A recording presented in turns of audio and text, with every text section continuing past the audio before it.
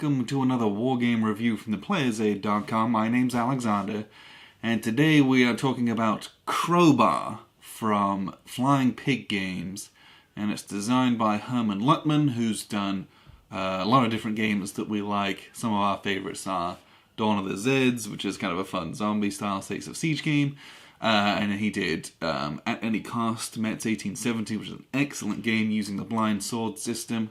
And then he created the blind sword system, so there's a bunch of those out there as well. So this is a game that is very Herman Luttman in some ways, in that it has a lot of the elements of chaos of war, and that's something that he always puts into his games, and it's either random event shits or out of command effects, things like that.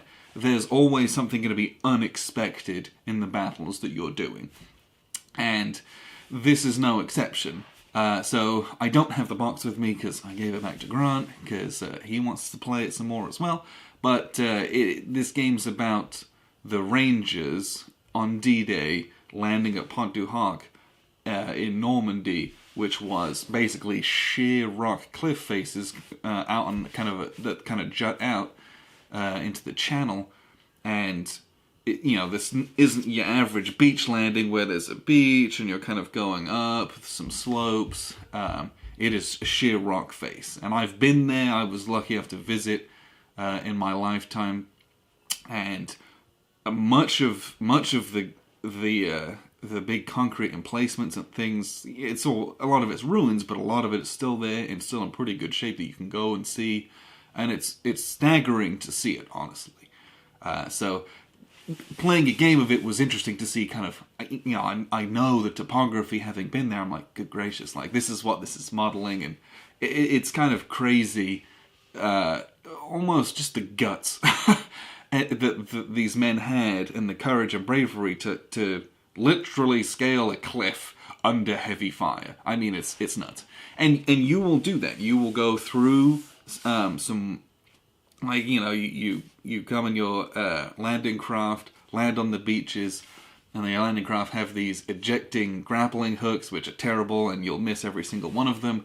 But then they have their handheld grappling hooks. You're trying to shoot these up to the cliff edge, get a kind of a grip, and climb up these ropes and ladders.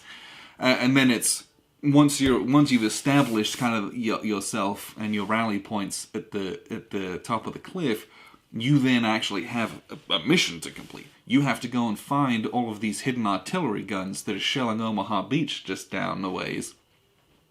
And you have to do it as quick as you can. It is a race against time. You get more victory points for finding them on day one than you do on day two, because by the time it's day two, well, they've already been shelling the beaches all day, and you didn't do your job well enough, and lives were lost.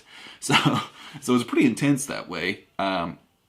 But the game itself, it's an interesting one because it's a dice smasher, basically. You have these set of custom dice with a bunch of different symbols on it, and the board's divided into lanes, and there's 3 companies. Each company has 4 lanes, and you pick. I'm activating this lane, and you're rolling one die at a time to try and push your luck to see how far you can get your guys to go forward before you start rolling really bad stuff on the dice and negative things happen to you.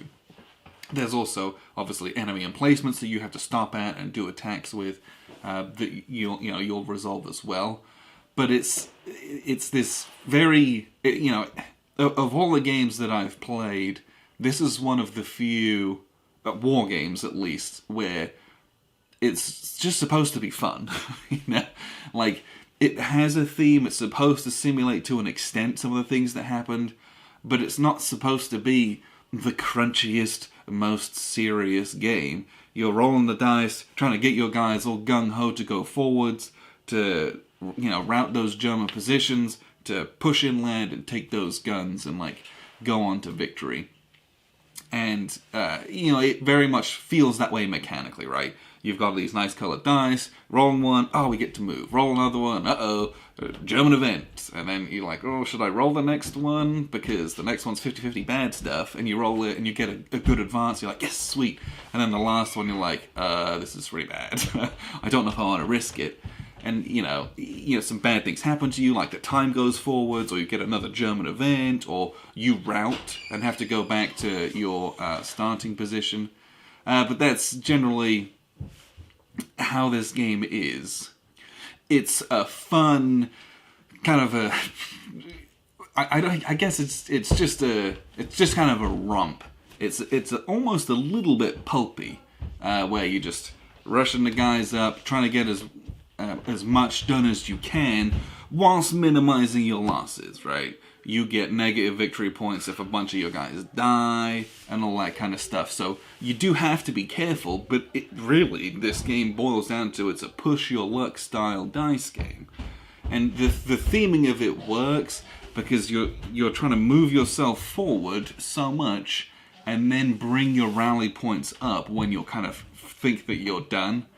But if you push it too far and you end up routing, you take a whole bunch of losses based on how far away from your initial starting rally point that you were. So, you might be like, oh, I got those guns in sight. You gotta go get them. But if the rolls don't go your way, it can be cataclysmic, frankly, as far as the game state goes. And on top of that, you don't know where these guns are, because they're hidden, right? Intelligence isn't perfect. There's like 20-odd spots, or more than that there could be, but there's only 6. So you need all of your lanes to go up and find them. You might make great progress on the left flank, but if they don't find anything, you're like, well, I know they're over here, but your guys, Dark Company over here can't help Easy Company over there. That's not how area of operations work. And so you have to then be like, okay, we have to focus on these guys. We'll commit our kind of bonuses there and really try to work on getting some flanking fire with the company next to them by moving them to a certain space so they kind of level them behind the Germans. We can get some bonuses to attack that way, but you're really just staying in your lanes, trying to keep a nice battle line to help you out, basically. So what I'll do is I'll show you the board to kind of so you can visualize. That's easy to see what I'm talking about, and then we'll wrap up with some final thoughts. So here's a look at the map. You see it's obviously sea zone, beach. There's a kind of a gap here with cliffs, and then there's all this kind of grassland with some terrain on it, overlaid with a large grid. And quite simply, you'll be progressing from the sea when you're LCAs. You're going to land, all your rangers are going to get dropped off on the beach. You have to scale the cliffs and rush and try to take all of these gun emplacement markers. Now, there's going to be a lot more Germans out, but just for the sake of so you can see, a lot of these spaces that have stars on them have a number of these potential gun markers. And the potential gun markers are locations where there might be one of the 6 guns that you need to capture. That's your primary objective in this game. So if you were to move rangers in and there was nothing else except for this marker, they would flip it. Well, this one's false reports. There's no guns there. This is just discarded. Sometimes you might find a surprise attack where you're going to take wounds. Then it would get discarded.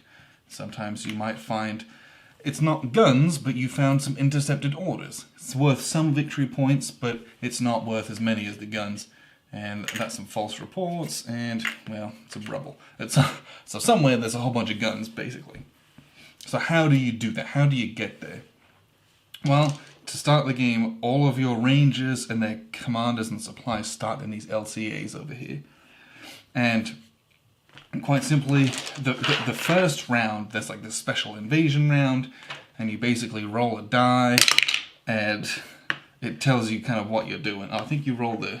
I forget. But you roll a die, and it'll tell you, you get a whole bunch of extra movement. You might get kind of up onto the beach already kind of to start with, or you might make it a lot further. So effectively in the first kind of it's a special pre-invasion turn, you might end up with something like this, where they kind of all made a good chunk of progress. Some of them are going to make it onto the beach, and as soon as you hit the beach, the automatic grapple hook launchers on the LCAs are going to go off, and you roll 2d6, and it's a pretty harsh die roll to see if you actually, your grappling hook makes it far enough and lodges in. And if it does, if you're fortuitous enough to have that happen, you'll get a little marker, and it will have, it's kind of your hold value. And what that means is that how well is that grappling hook holding, and how well you're going to be able to use it. So you might have a shaky hold, in which case it would go in there, and it only corresponds to this lane. Or you might have, for example, these guys got a firm hold. If you rolled box cards, if you rolled 12, that's really good. You're going to get a firm hold. Now, why that's important is because the results on these dice are special, but you're looking at mainly for the arrows with the little pips. Some of them have one arrow with 1 pip, some of them have an arrow with 2 pips above it, and others, this one has an arrow with 3 pips on it. Okay, that's a really good result as far as advancing goes. To get across this cliff, if your grappling hook totally misses, you have to accrue 3 advance pips across, and so the likelihood of that happening is not huge, and it's also going to be costly because you might get hits, you might get lots of bad hits, you might get enemy events, it might take you a long time, and in this game time is of the essence. So when you have a shaky hold, you only need 2 successes, and if you have a firm hold, you only need 1, it's just a regular advance. So if you can get those to go, and a lot of it's luck, is, that's very, very good. If you can get it on those automatic ones, great. If not, you'll be spending actions to try regular grappling attempts, which have differing levels of success, but again, it's time. It takes you time to do that, more actions spent manually getting your own grapples and scaling the cliffs. But eventually you're going to get along the beaches, and it's starting to push over these cliffs, and that's when you're going to start getting into the real combat. And I found that a lot of the combat that I did was hand-to-hand. It was close combat. You're scaling the cliff, and then you're engaging these guys. And if you look at things like the flat gun and the machine guns, they have 2 values on them. And the smaller, the lesser value is the value for close combat. So the flat gun's got a 6 when he's shooting at you. You don't want to mess with that. But he's got a 2 in close combat. You can negate their firepower. Basically, you're just fighting the crew at that point. So that's what you want to do. You want to get in and get dirty with a lot of these gun emplacements and things like that. So how do you do that? How does it work?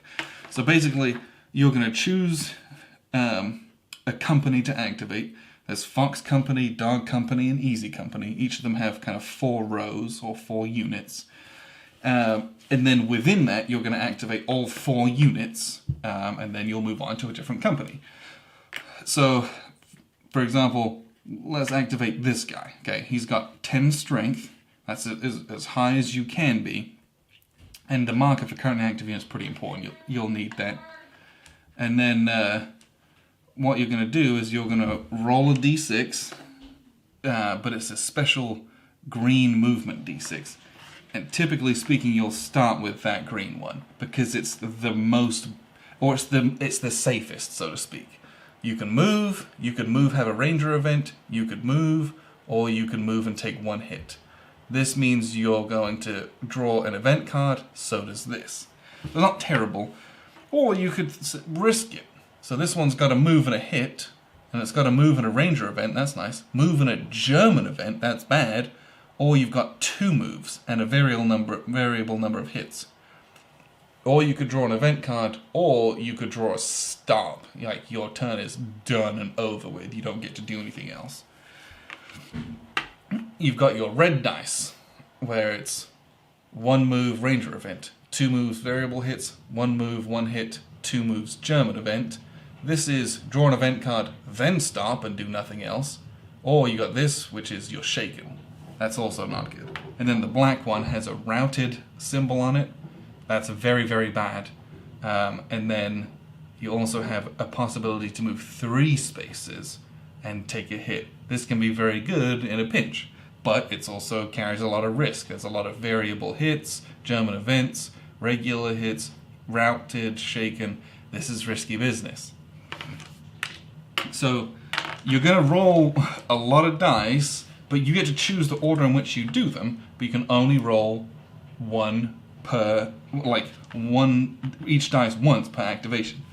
So Fox Company these guys here, we're going to start with the green dice nice and easy, and we rolled an event card, obviously.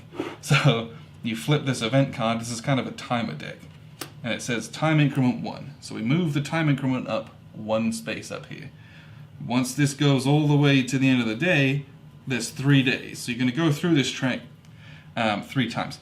And so this is kind of an abstraction that isn't like a number of turns. It's, it's how many times you're going to go through this deck. You'll go through it probably twice at most, just because it'll get pushed up. But if you don't roll a lot of these event symbols, you will have a much longer game, but it's pretty random. So that's not a great roll though, because that was our nice safe dice. We got a poor result, so we'll try the next best dice. And we roll another event symbol. That's not great. And this one says 2. We're going to do time increment 2 spaces, 1, 2. So the day is already getting away from us a little bit. And this is one of the kind of extra expansion ones from the Kickstarter. It says roll the blue die, which is an extra, not in the core game, for any ranger unit. Well, we'll roll it for them. And unbelievable. We rolled an event symbol. So we'll flip another one. And the German counterattack is going to move 2 spaces. So there's this German counterattack track, 1, 2. Once it gets over here, a whole bunch of German grenadiers are going to appear. Very bad. You don't want to mess with that. And then it would be 1 space if the command bunker was captured. Command bunker is down here with Easy Company just off the map, but it's on the furthest row west. So yeah, that wasn't great, if I'm honest. So then we're gonna risk it. We're gonna roll a red die, and we rolled 2 advances and a hit. So that's perfect, because it's 1 advance to get across this firm hold, and we need an extra advance because we're attacking this little flat cannon that's in place. We are going to take a variable number of hits though, and when we're on the beach, what that means is we kind of look on here. This play is pretty good. We were doing press forward, so we were on a beach space, and it says just variable hits on a beach space is 2 hits. So that's actually bad. Normally there's a variable number, so we're going to go from a 10 to an 8. Oh, that's a 9. Let me get a 10. This is Fox. Let's see, we got Fox 8. And then we're going to engage in close combat. So close combat is kind of a mess. Because it can get pretty bloody both sides. So we're going to start with 4 dice. It's this 8 value halved, and you can count the number of men that corresponds to how many you've got. So we're going to start with 4, and then the Germans are in close combat, so they're not going to get this nice 6 off the flank, and they're going to get 2. So they're going to get 2 dice, and we modify those with well, not a lot for us, that's for sure. So the defender is the attacker across the cliffside. So they get +1 die because we scaled the cliff. It's obviously very difficult. If they were shaken or pinned, there'd be modifiers. Are they in a prepared terrain? The flat gun? Ooh, let's double check. I don't remember. There's only 1 flat gun, so you only attack it the once. Prepared terrain. Bunker, gun emplacement, command bunker, casemate, we are gonna say that it is not, for the sake of it. Just to make it easy for myself, because it's gonna be a bad roll anyway. But there's modifiers for terrains. So for example, this is a gun emplacement. They would get +1 die for having protection, obviously. Basically, you're gonna chuck all these dice, and you're gonna score hits on 6s. So we do 1 hit to them, so that's nice. So now they're much weaker. If we'd had another hit, they'd be gone, which would have been the best possible outcome, but it didn't happen. In close combat, 5s are half hits. So they do half a hit to us, but they need another hit for it to do anything, so that they don't do anything to us. Now the nice thing is this 4 here is a morale hit. A morale hit is effectively a retreat. If you have more 4s than them, they're going to be the ones to retreat that number of spaces. If they have more than you, you're going to be forced back a number of spaces. So the crew is getting moved back, but it's really simple like that. You're just chucking dice. Really, you're looking for 6s. If you can eliminate them, you can kind of move in. So now, having done that, we've used up. We've only got 1 die left. So at this point, because we made it to the top of the cliff, there's a rule where your rally point automatically comes up, and this is where your rally point is from here on in. Because what's going to happen in the future, you're going to move up. If you were to get a rout result, you're going to take 1, 2, 3, 4 hits, so you're going to get half strength from 8 to 4, and you have to move all the way back. And that's where this push your luck element comes in. You want to advance a little bit, bring your rally point up. Advance a little bit, bring your rally point up. But that takes time, and again, time is of the essence in this one. So we've made it up, we got our rally point up here, it's automatically moved onto this row, that's like a special rule. But after that, you have to move it manually. And to move it, basically you sacrifice your die roll to then move it up to you. Well, we already moved it up, so we're actually not going to do that. What we're going to do instead is we are probably going to, good gracious, should we consolidate?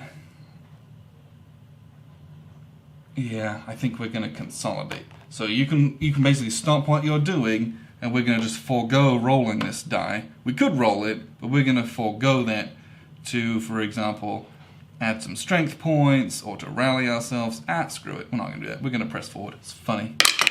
And that was pretty nice. So we got 3 hits. We're going to take a hit, and we're going to advance 3 times. So we're going to go from an 8 to a 7. We're going to move in, do a close combat. And now, we're going to roll 4 dice, use 4 pips, it's 7 half rounded up.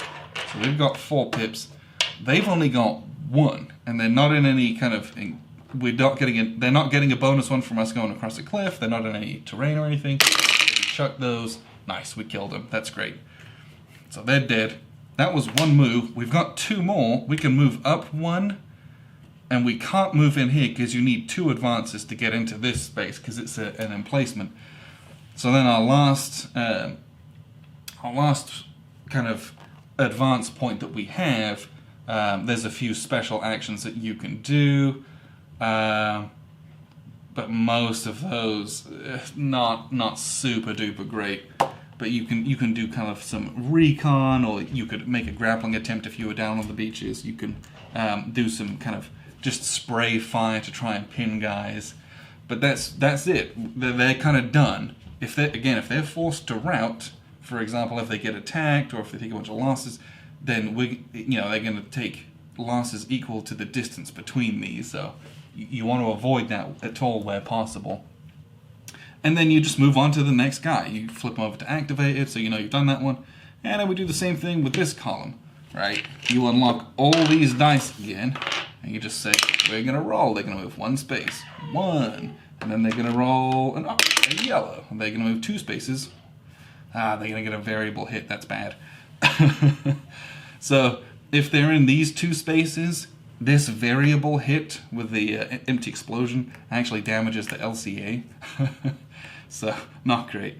If they take another one, then the LCA is damaged and that's very bad. But luckily we take the hit, and then we're going to move forward 2 times. He's going to launch his grappling hook projector, and he rolls terribly, so he doesn't do anything. He's going to drive off, and we've got our little small man, our small counter 6 with he's got the supplies though, which you're going to use in certain events. So that's that die used up. So these 2 are locked, and then we might roll a red one to try and... So this is the point where this isn't enough advances just to climb up ourselves, so we're going to use these 2 advances in order to take grappling hook checks. However, we take this variable hit, we go from a 6 down to a 4. So we're already, these guys are already in bad shape. Where's this? There's a 4. And there's a whole bunch of counters here to give yourself change with. So we're down to a 4, not great. Now we can take a grappling hook action, which is a 7. I don't think a 7's going to cut it. Oh, it is. That's nice. So a 7 gives us a firm hold. So we're going to get a firm hold here, and then we can use that last action to advance up here. It's going to bring up our rally point just like we did. They're in pretty bad shape, so what we're going to do, instead of rolling the black die, we're just going to do a consolidate action where you add 2 guys if you're in your rally point. So that's kind of just models, you know, everyone getting back together, regrouping from the beaches, and so they're activated. You move on to the next guy, and then that's how it works, right? Eventually you're going to start drawing a lot of these event chits, and it'll tell you either it's a ranger event or a German event. So you might pull this one, and it says you found cover and it's smoke, or the Germans have German patrols. And so in the dog company section, which is in the middle, the furthest forward is going to have a grenadier's going to pop up, for example. And the grenadier is a bit more powerful than these Atlantic Wall defenders. Or you might have something like mortar support from Fox Company. If the battalion HQ is set up, which is something you have to do, you'll get mortar fire from offboard. Really, really nice. Or you might have an order to open fire. So Easy Company are going to open fire with kind of ranged combat. It's a little bit of kind of plinking, but it might wound guys or pin guys, so that it softens them up, so when you challenge them for close combat, you'll kind of eradicate these guys. But in end effect, you're trying to capture as many POWs as possible as a secondary objective. You get victory points for close combat defeating. So for example, when we close combated that flak cannon, we would put it on the little victory track over here, and we'd get a VP for that at the end of the game. But really, the value is in getting the guns and getting them fast.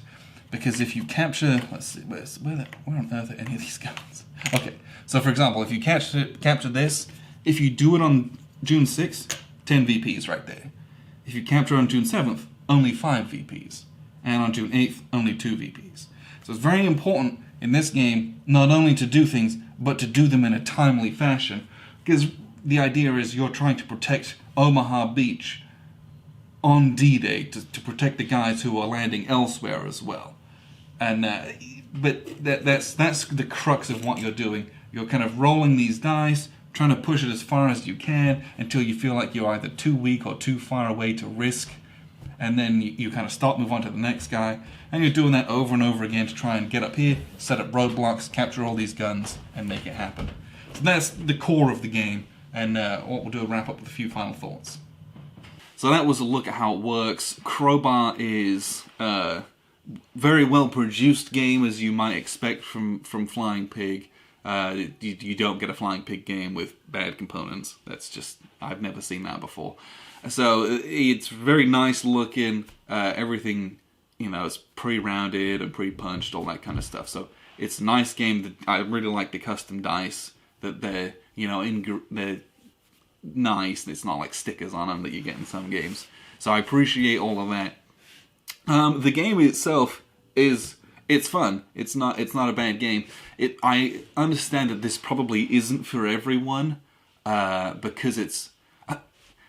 I think tactically speaking, it's somewhat on the lighter side. And again, that's what this game was designed to be. It's designed to just be kind of like a fun solo game, and you get some good command choices, specifically with who you activate and in what order, because that can be important based on which objectives you need to get, where the enemies are, and what things you've revealed, or you know how well your offshore bombardments were. Maybe they busted a hole in things, so you can pour guys through. That gives you flanking to other units. So there's actually some pretty decent command decisions, and then also obviously how you progress through those dice is important. Yes, you're rolling dice and that's kind of random, but how how you roll that first die, and after that, it's in your hands. Do you roll this next one, yes or no? And can be a really tense and interesting decision. And if things don't go your way, like you've rolled poorly and you just cannot get this one unit off the beach, it can, you're like, oh my gosh, it can be very frustrating at times. So there's some neatness to it, but it is somewhat lighter fare. It's kind of this roll 'em, see what you get, kind of push forward as much as you dare. It's a far cry from some of the super mega deep crunchy simulations which can seem somewhat dry. This one is trying to be all about kind of flavor and having a fun game. I mean, that's basically one of Mark's mottos with the games that he makes, is he's trying to make wargaming fun. It should be enjoyable. And it is enjoyable if this is the style of game that you like. So I appreciate you guys tuning in. I've been Alexander from theplayers8.com, and this was a review of Crowbar, for which there is also an expansion which allows the Germans to be much more active. You can play this, 2-player if you wanted to, but the reality is I'm going to play this solo, and if I wanted to play a 2-player game, I'm going to play something else, especially with how many D-Day games there are out there. But it's a fun, rumpy solo game. It's not anything crazy heavy or deep. Pretty much anyone could play this. It teaches fairly easily, and the play aids are actually really good. They go through in good detail enough of you can read the rules once and pretty much use just the play aid, and that's all you would need. So I had a fun time with it. So I appreciate you guys tuning in. I've been Alexander from theplayers8.com.